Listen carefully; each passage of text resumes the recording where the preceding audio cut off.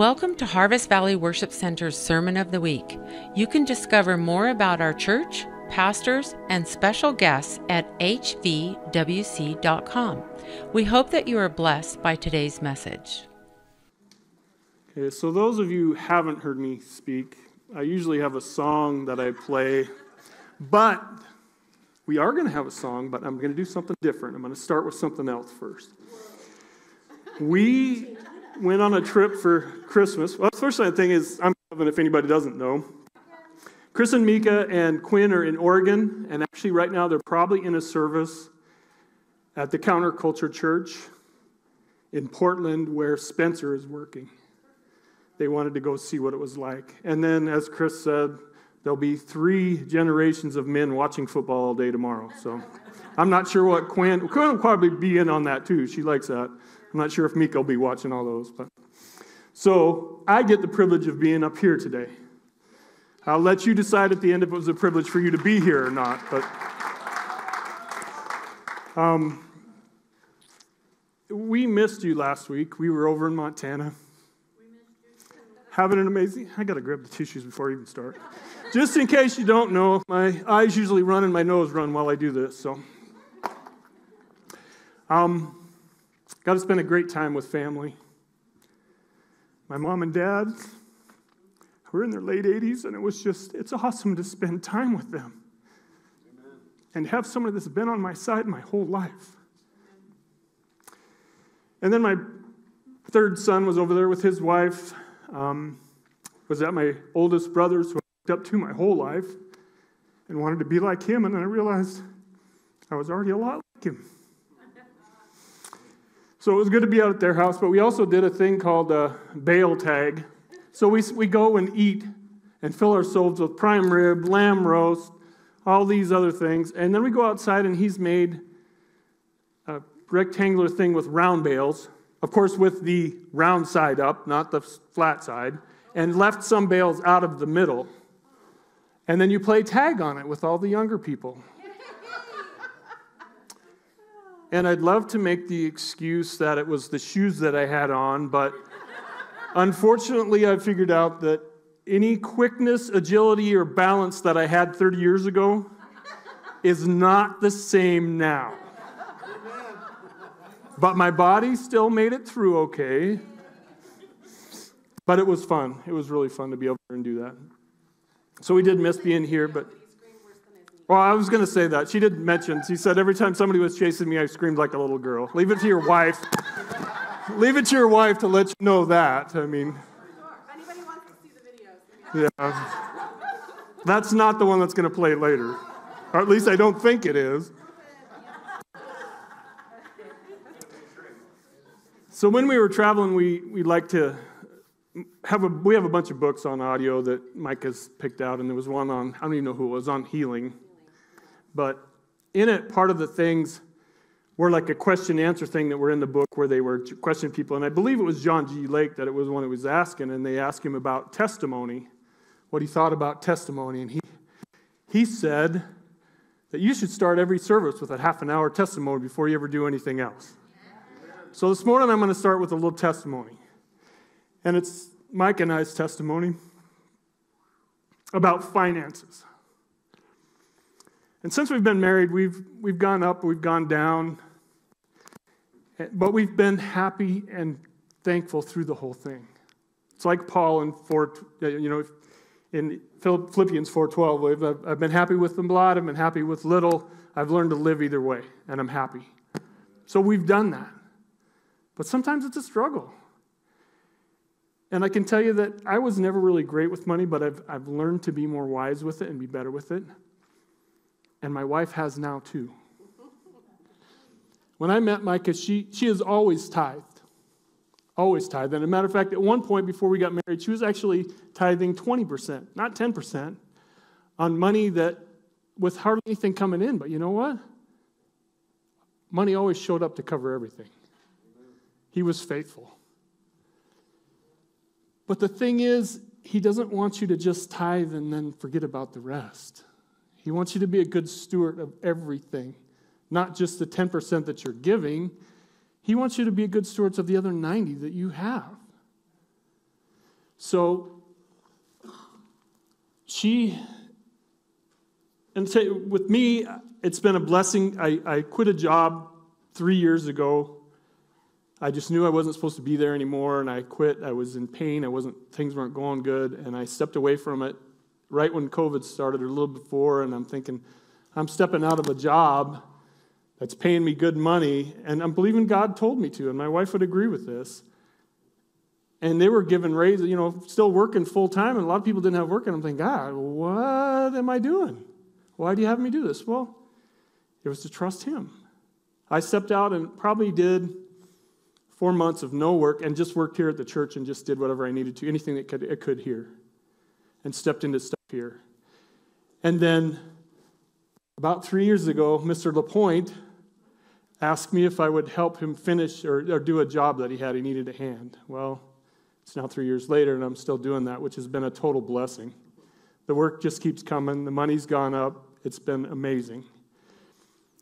But in the same process, Micah has gone in and out of different things, selling insurance, doing other things, back and forth. And this year, she started working for a place called B&B Formula.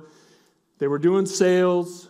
It was okay, but then that part of where she was doing the sales kind of ended. And she's like, God, what am I supposed to do? There was another thing that was kind of cooking, but it wasn't paying either, a startup, and there was things that were going back and forth.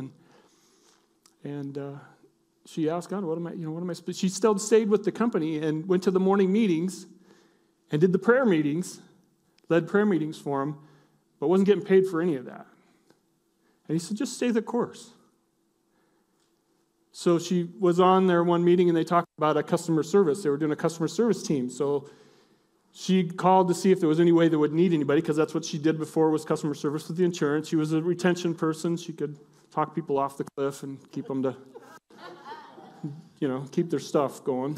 And helped people that didn't realize, what was happening with their insurance. Once it didn't have benefits, try to get benefits, all these different things with the life insurance. So she's very good at it. So they said, okay, send your resume. So she sent her resume, and they offered her a position, a half-time position, 1 to 5 and 5 days a week, paying a decent wage. And we're like, hey, this is awesome. And then there was actually chances for bonuses. So she was almost doubling what she was making with the bonuses every week and doing what they're doing. So they were so amazed that it was, 2 weeks or 3 weeks? Almost a month she did that, and then they said, we need to talk to you.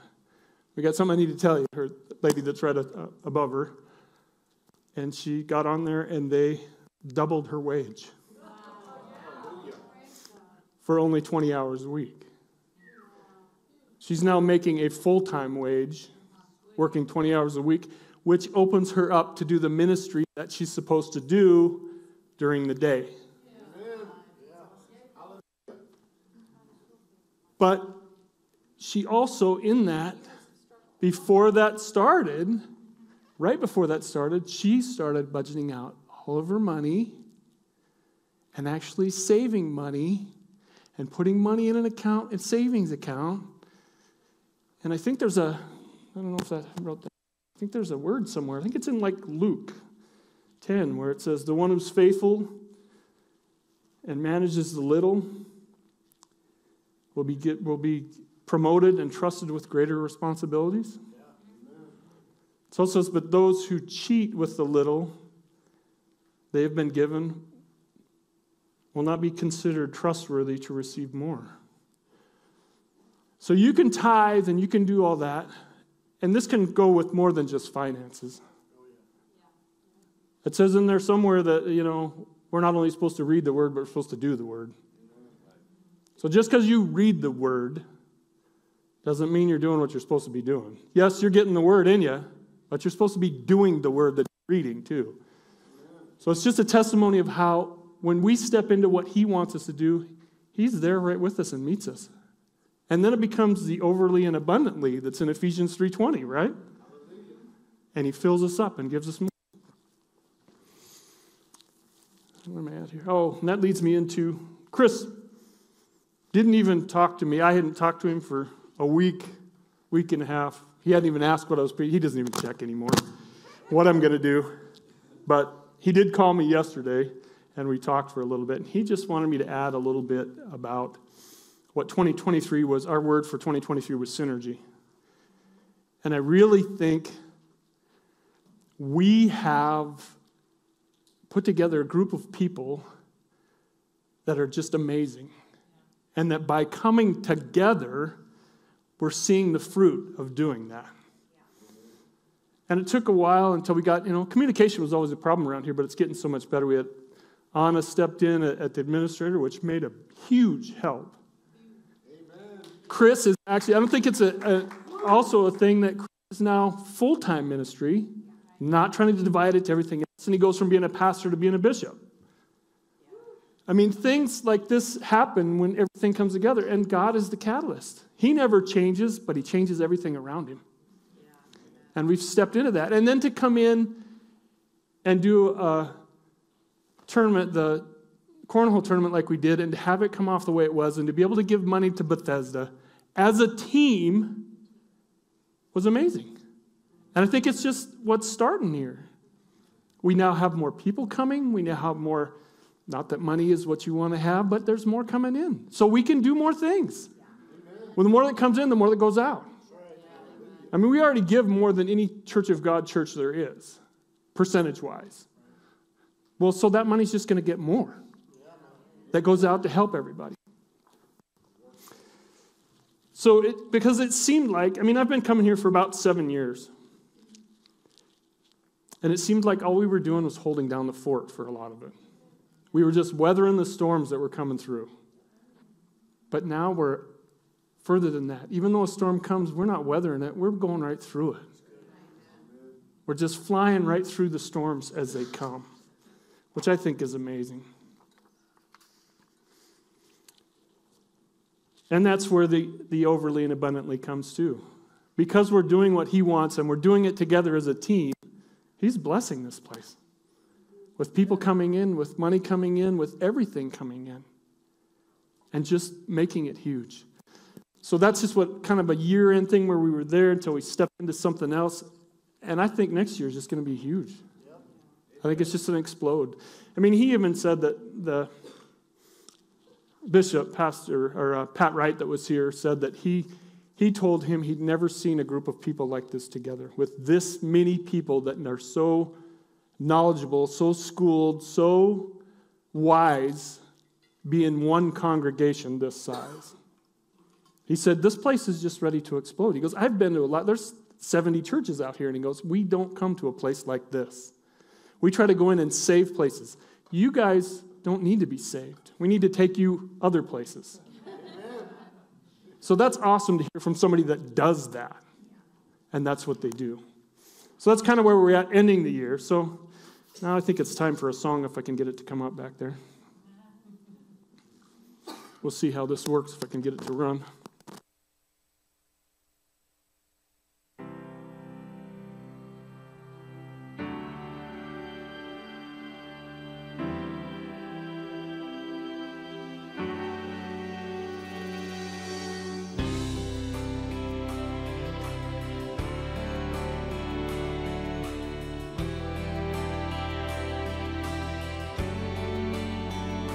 Said I was in my early 40s with a lot of life before me, when a moment came that stopped me on a dime.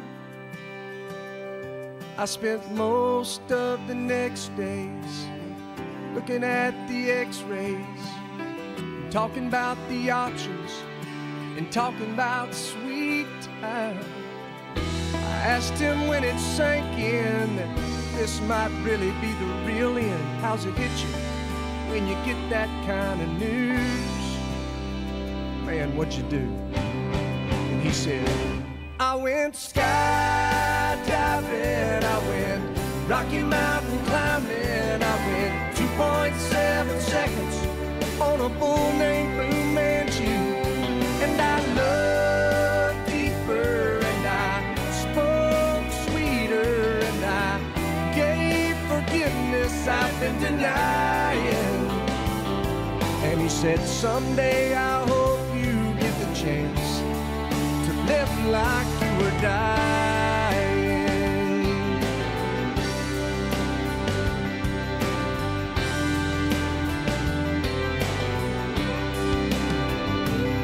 said I was finally the husband, and most of the time I wasn't. And I became a friend would like to have. And all of a sudden going fishing wasn't such an imposition. And I went 3 times that year, I lost my dad. Well, I finally read the good book, and I took a good long hard look at what I'd do if I could do it all again. And then I went skydiving, I went Rocky Mountain climbing, I went 2.7 seconds on a bull named Fu Manchu. And I looked deeper, and I spoke sweeter, and I gave forgiveness I've been denying. And he said, someday I hope you get the chance to live like you were dying. Like tomorrow was a gift, and you got eternity to think about what you do with it. What did you do with it? What did I do with it? What would I do with it? Skydiving, I went Rocky Mountain climbing, I went 2.7 seconds on a bull named Fu Manchu. Man, I loved deeper, and I spoke sweeter, and I watched an eagle as it was flying.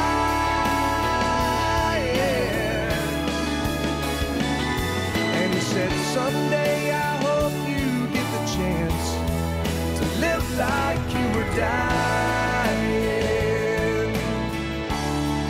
To live like you were dying.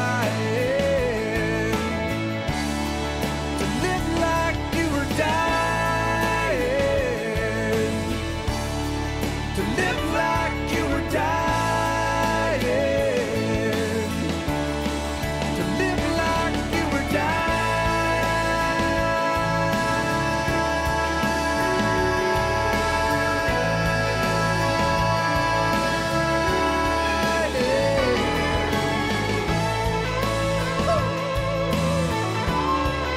That's good, Chris. Thank you for helping me with that. He usually gives me a song that goes with what I'm doing, and that's kind of where I'm going today is we all have a bucket list. That song was wrote, I originally thought that Tim McGraw wrote it, but he didn't. There was 2 guys that wrote it named Tim Nichols and Craig Wiseman, and they wrote it to inspire people to do things they hadn't done and to be better people, or to do their bucket list. The only problem is most people wait till the end of their life to do their bucket list. As Christians, we're supposed to be doing the bucket list our whole life. Tim McGraw sang that song because it reminded him of his dad. I don't know if you know who Tim McGraw's dad was, named Tug McGraw. He was a pitcher for the Mets and for the, I can't remember, Phillies. Phillies and the Mets are the 2 teams. He had a 20-year career. And his dad had a triple bypass at one time, and then he also died of brain cancer. And both times it reminded Tim of his dad when he heard the lyrics of this song. So that's why he sang it. And being able to, connect with his dad before he died. They ended up didn't have a relationship when they were young, but he did as they got older and really got close to him, and that's why he did it. And I think it's funny that Tug McGraw was known for, because it was when he was playing with the Phillies, and this was meant for the team, but I think it's funny that his motto that he was known for was, you got to believe.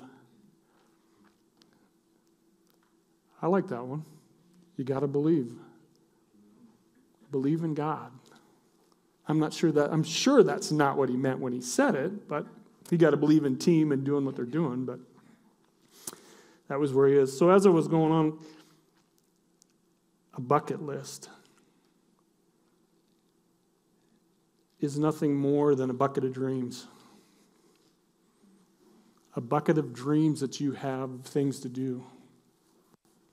Or maybe you could just call it the desires of your heart. Haven't we heard that before in the Word somewhere? I think I've heard that. God has given us those desires. God has given us that bucket full of those things. The only problem is, are we looking at it with our fleshly eyes?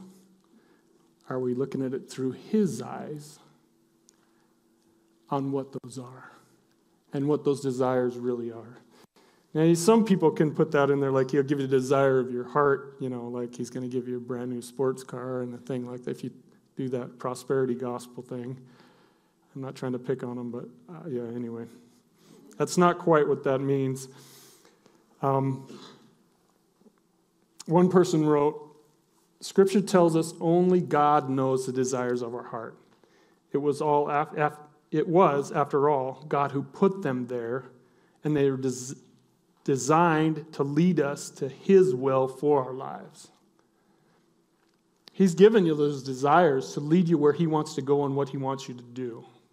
And like I said, if you're not looking at Him through His eyes, you may not catch what that is, what He wants you to do. There's over 100 verses in the Bible that talk about seeing through or with God's eyes. So that's who He wants us to be looking through. Not through our lenses, through His. And seeing what He's got for us. Now there's people in here that have done that. John LaPointe taking the stuff to Nicaragua. The only thing is, it's bigger than that. That's just one part of it. People that are learning languages, like Dennis, because he's going to go and preach in that language. He's going to touch people where that's at. That's why He's put that desire for you to do that. There's so many different desires that He's put in, and they can be just small ones that He's put in there that you're thinking, well, that really isn't much. Well, look at it through His eyes. It doesn't take a lot to turn into something. He can give you one little desire for something that can turn into something huge. Let's see what I'm at here. I mean, it is just those little desires, like learning a language or doing a thing or taking a trip. It says, let me read that one. The Great Commission is a good one. In Matthew 20:16-20, it says, now, wherever you go, make disciples of all nations. Baptize them in the name of the Father and the Son and the Holy Spirit, and teach them to faithfully follow all that I have commanded you, and never forget that I am with you every day and even to the completion of this age. Well, if that's not a bucket list, I don't know what is. So you're thinking, well, I've really wanted to go to... Maybe there's a reason for that. I've really wanted to go to the Philippines. I've really wanted to go. Well, maybe that's because He wants you there to put His word out. It says to do it wherever you're at, but it also says to do the nations. So some of us have to travel to do that. And if He's given you a desire to go to a different country, that desire is probably because He has something for you to do in that country and to spread His word. I grew up seeing myself on a stage with a microphone. I never understood what it was. I think I get it now. Somewhat. This is part of it. He wanted me in front of people, telling who He is. How much I'm going to do this? I don't know. Whatever He leads me to do. But I know this is part of what He was showing me and putting in my heart to do. He's given us visions of travel to different countries. And I think it's the same thing. We made a trip to Brazil, and it was one of the most amazing trips we had. And Nicaragua has been amazing every time I've been down there. It is so fun to spread His love and to put it all through this world. You just really have to look at what He's setting out in front of you. The only problem is, I want to be a healer. I want to see people raised from the dead. I want to see people saved. You know what the problem with that is? You have to do it. It's not going to just happen. That's like, it blows my mind, because I had a lot of this down, and then about 2 o'clock this morning, like usual, before I come in, he usually interrupts, and Shane puts his little words in there that need to go there, not just mine, which is good, because I wanted you to hear his words, not my words. But then how many confirmations I got after he did that this is what he wanted me to speak on. I opened up my devotion this morning, and it has probably every verse that I have on this page was in there.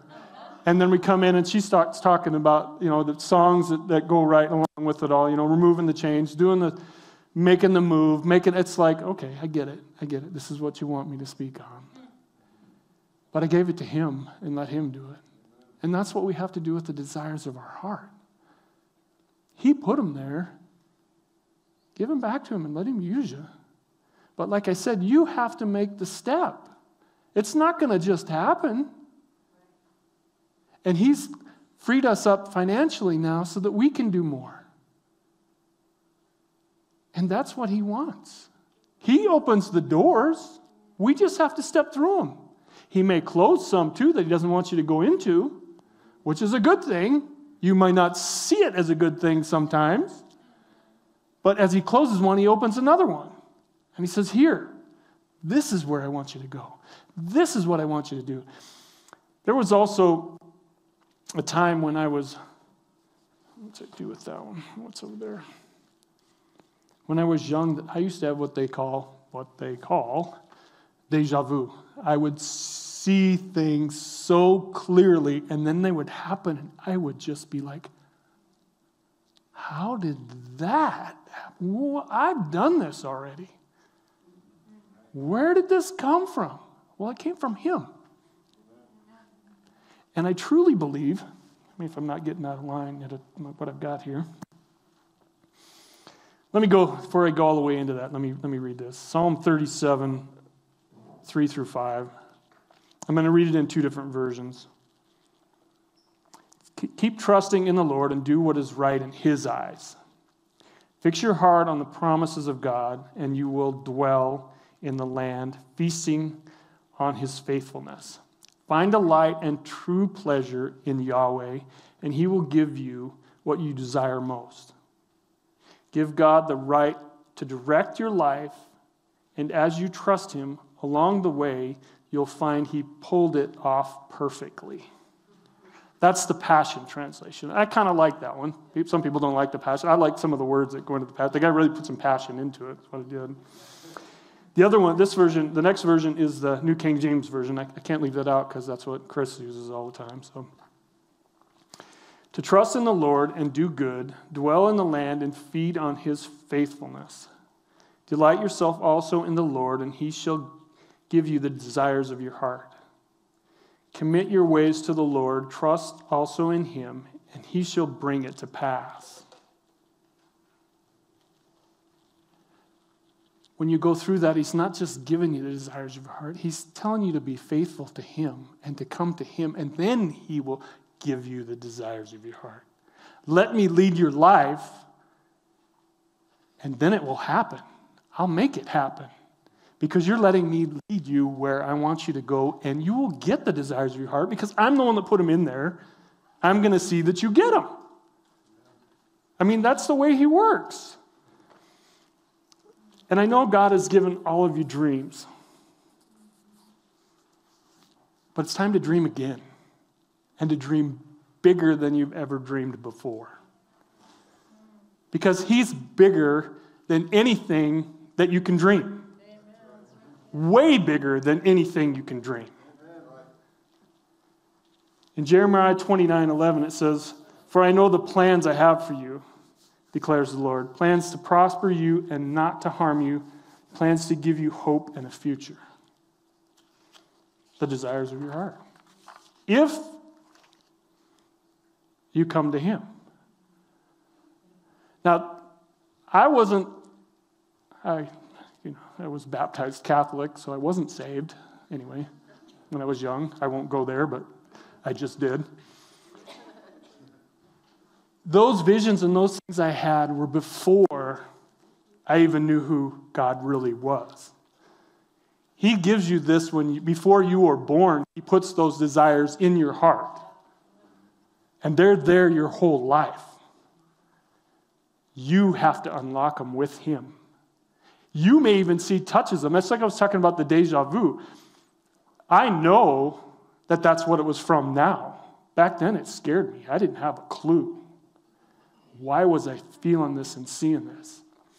So at this time right now, I totally believe that God is opening up gifts that he's given you and letting you reopen that gift at this time.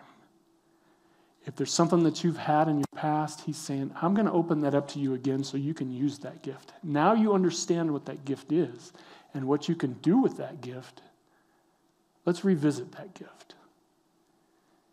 And I think he's opening up dreams that you've had, and I think he's dusting off those prophetic words that are on the shelf that you went, there's no way that's going to ever happen. He's saying, no, I gave you that word for a reason. Because it's going to happen as long as you step into it. That's like we were talking when I came up and I said, the victory's there. He's already won the battle. We have to step into the breakthrough, step into the victory, step out of the battle that we think we're in, and let him take care of the battle. See it through his eyes. Were we talking about Elisha? Where he said, show my servant, and when his servant's eyes were opened, what he could see, the armies that were around and everything. He's like, we have to see with his eyes. We can't look at what we're seeing with our natural eyes. We'll never get anywhere. We need him more than we've ever needed anything and any time. We need it now.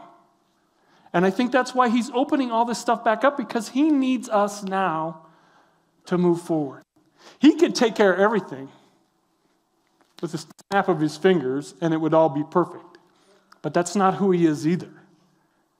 He wants his people to do it and to show who he is through them and put it out there so that everybody can see what you have and who you are through you. We're just a conduit. Like they said, they prayed for me this morning. I love it when I preach because you get people laying hands on you and praying for you and telling you everything you're going to do. And it's like, yes, I'm going to do that. So in that same token, there's words where you're like supposed to be an encourager. That's part of your heart. You're supposed to be a healer. That's part of your desires of your heart. You're supposed to be, and let me tell you, he's going to lead people through things. My wife does healed healers because she was hurt through things. She wants to lead people out of what she went through. John LaPointe, same with Celebrate Recovery. He lived with that. But now he's helping people get out of it.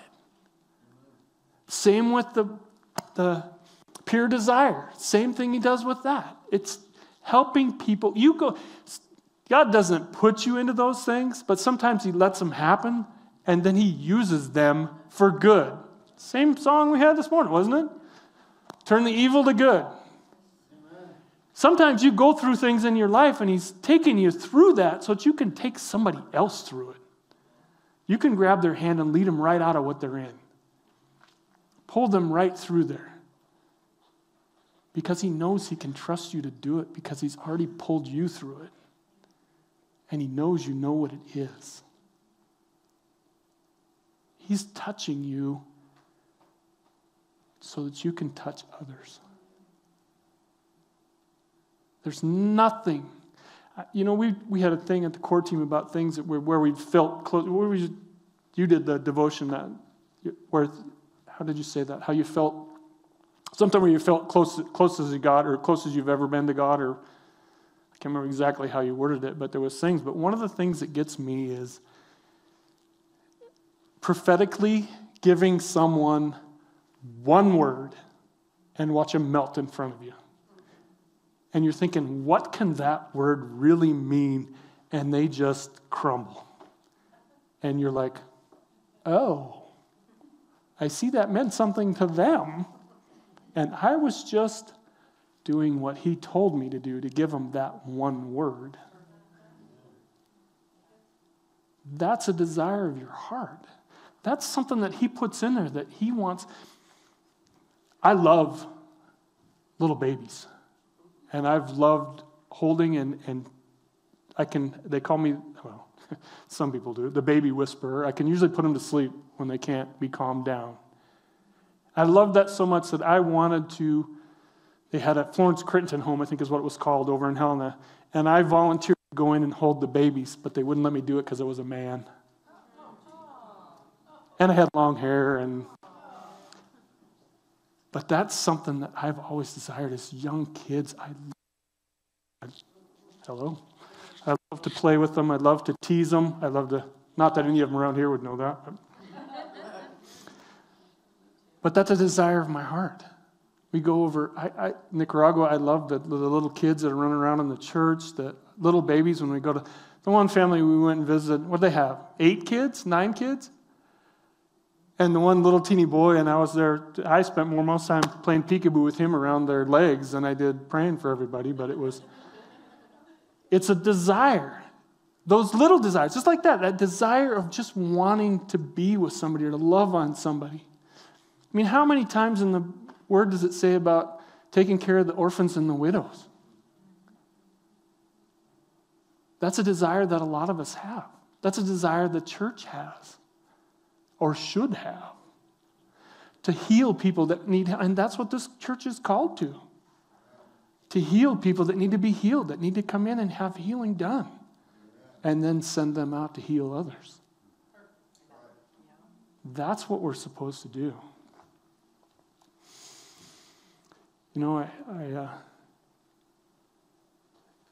I wasn't sure which direction he wanted to go with all this. The bucket list came when we were in Washington. We were over there visiting a couple that we know really good, Ina and Steve, and she's really prophetic. And we were sitting there talking one morning, and she just has a connection with God. I'm like, God, I'd love that. And he says, you can't handle what she's got. And I'm thinking, probably can't, but she can go. She's gone just with him instantly, and it's like, wow. But anyway, we were talking, and we got through, she prayed for us.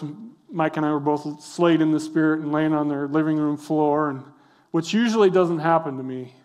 I can honestly say that I made a thing with God. I said, I will go down if you want me to go down. But I refuse to fake it. Just because anybody else is going on the floor, I'm not going. They can punch me in the stomach. I'm not going on the floor unless you want me to go on the floor. And there hasn't been many times I've gone on the floor, but when I have, he's usually right there in it. And he was over there, and we got up, and I don't know, we started visiting and talking, and I said something about things to do and all this stuff. She goes, like a bucket list. And I went, yeah, like a bucket list of things that need to happen. She goes, I bet that could preach. I went, so this has been boiling for about 6 months now, so just so you know, and I haven't been up here to share it with you.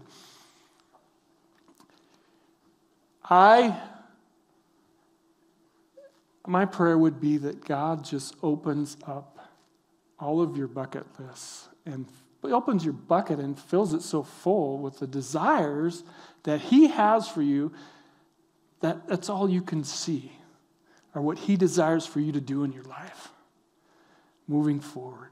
It is so huge to know that he's right there wanting you to do something. You know, when you have, I told Chris and the core team, I said, I've never really had close friends. I'm closer to the people in this church than I've ever been in any way in my life. That's what we need. Because in order for the desires of my heart to be filled, I may need one of you to do something in my life to make that happen, or to partner with me to do it. That's how it works. We don't do it Lone Ranger style anymore. It doesn't work. It doesn't end up where we want to go. That's why we have a body that has synergy and people that work together to get everybody to where they need to be and work from where it is. I'm happy being in the back if I have to. Do I like being up here? I don't mind it. If he's given me something that he wants me to share. So this may be a little short. Yeah, it's really short, isn't it? What I want to do, though, is I'm going to pass those all out. I got a little gift for you. I'm good at giving little gifts. My idea is that if I can give you something that reminds you of what I've said, and just something you see once in a while that brings to mind what he's doing in your life and what he wants you to do. I mean, you can do anything with this little bucket you want to. I got to tell you, though, my bucket list 40 years ago was probably a bag of ice and a six-pack of beer inside that bucket with a fifth right next to it. So your bucket list can change as you age. And as he comes into your life, it will change. Definitely change. Because he's taken me through some stuff that I'm just saying it's, yeah. You look at that video that I just did with Tim McGraw there. There was a time I almost climbed onto the back of one of those big, huge bulls, and I wasn't totally lucent in the process, and it probably wouldn't have been a good ending. Honestly, it would have probably been really ugly. But there's things that you do in your past that you really go, wow, God, you were there all the time, weren't you? I mean, there's times I've almost been shot. People have talked people down from shooting me, but that was because I used my mouth when I really probably shouldn't have. Said things that probably really shouldn't have been said.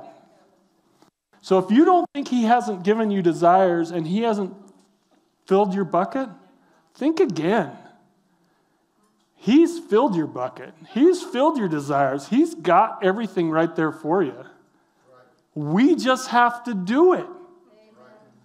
I mean, literally, that's what it is. I mean, that song would move. We need to move. We don't need to be on our back foot waiting for things to happen, waiting for the next battle, waiting for the next thing to come down the line. We need to be a step ahead of it, knowing that he's right with us. Now, you don't want to run ahead of him, but he's right there with you. And be there through everything that you're doing. That's why he's there. He's there to lead us, to guide us, to mark our steps. I mean, you can go through the Word forever and pick out ones where he showed us how to do this. Then it goes back to, are you reading the Word or are you doing the Word? Amen. Are you just doing your devotion every morning and going, oh, yeah, that's great, awesome. Now I can go do my thing because it's just something you're supposed to do. Or I read my chapter, or I read my verse, or I read my... No, it takes action to go through and do what you're supposed to do. I mean, literally, when we went to Brazil, we went because Shannon Schreier, who was here, we'd talked about that we thought we were supposed to do some healing and do that. He said, take that trip with Randy Clark because you'll never regret it. And we will never regret it. And the thing was with that trip is that we did things that they had never done before because it was the middle of COVID. We weren't even sure we were going to get back. And we went over there. They actually shut down one of the towns that we were supposed to be preaching in. And we did street ministry, which Randy Clark had never done on a trip because we didn't have anything else to do. So we walked around, was it Londrina? And prayed for people on the streets. We did the scavenger hunts, put down things, found people that we were led to. We saw a lady healed from glaucoma. There was just things that were amazing. On the street, the one group went out, they saved, there was a bunch of skateboarders, a big group of skateboarders. They saved a whole bunch of them. All came to the Lord while we were there. I mean, it was just amazing. And not to mention all the healings that we saw when we went to service. But you got to see, those people came to the service expecting to be healed. They came. Some of them were being healed before they even got there because they were expectant of what was going to happen. I mean, we'd get done, when they were preaching, they'd get done preaching, and they'd say, okay, how many people are already healed? And there would be half the people's hands would go up because they were already healed before we even started praying for them because they were expecting it to happen. But that's the kind of thing that Randy Clark has taken down into there for so many years that people come to it knowing that they're going to get healed. And it's awesome to watch and awesome to see. I heard Micah was telling somebody about it this morning, the one guy that I prayed for. We worked in teams, and this one lady was with me, and she was praying for him for mental healing and for his family. She could tell there was stuff in there, and the whole time she was praying, the wife's behind her just bawling because she knows that everything she's praying on him is something that needs to be taken care of or is being taken care of. And she looks at me, and she goes, can you pray for his physical healing? I said, yeah. So I start praying for him, and he goes, hey. He goes, they're leaking. And I'm like, he's translating, they're leaking. And I'm like, what's leaking? He goes, he had all of his lymph nodes were swollen and full of stuff. And he goes, they're leaking. See, they're leaking. And he gets his hand all the way. He goes, see? And I'm like, I'm good. I'm glad you're leaking and healing, but I'm good. Praise Jesus, yeah. I raised my hand. That's good. That's awesome. But to see so many people like that happen right in front of your eyes, knowing that it wasn't anything you did other than step up and pray for them, God did it through you because you were obedient. See, that's one thing. There's false humility too. God's going to give you these things to do, and he's going to give you these gifts. He's given them to you to go use them. You need to go out and use them because that's what he's got you for. And if people saying thank you to you for doing it, say you're welcome. Don't say, oh, God made me. Well, it did come through him. But if you didn't step up and go do it, it wouldn't be happening. You have to play the part too. This isn't just a one-part thing. It's both of you working together. Okay. So as I come to a close here, there's 3 things I want you to really remember. And what I want you to do. Starting out this new year, and with the 21 days of fasting, this is an awesome time to start this. You know, I was supposed to preach this in the first part of December, and God knew that this isn't when it needed to be. It needed to be the end of December. I want you to think about the desires of your heart. I want you to truly think about what he's put in there, even little things that you remember from your past, the desires of your heart, the bucket list that he's given you. And the next thing I want you to do is I want to check whose eyes you're looking through. Are you looking at it through your eyes, or are you looking through his eyes into what he wants you to do in one thing? And the last thing I want to do is I want you to start dreaming with God. Take time to be with him and dream with him. Bigger than you've ever dreamed before. Take it to him and say, okay, I'm going to spend this time, I'm going to dream with you. Show me what you want me to do. And make it huge. Because like I said, nobody is bigger than he is. And nothing is bigger than he is. Okay, so now what I want everybody to stand. You can hold your little bucket if you want to.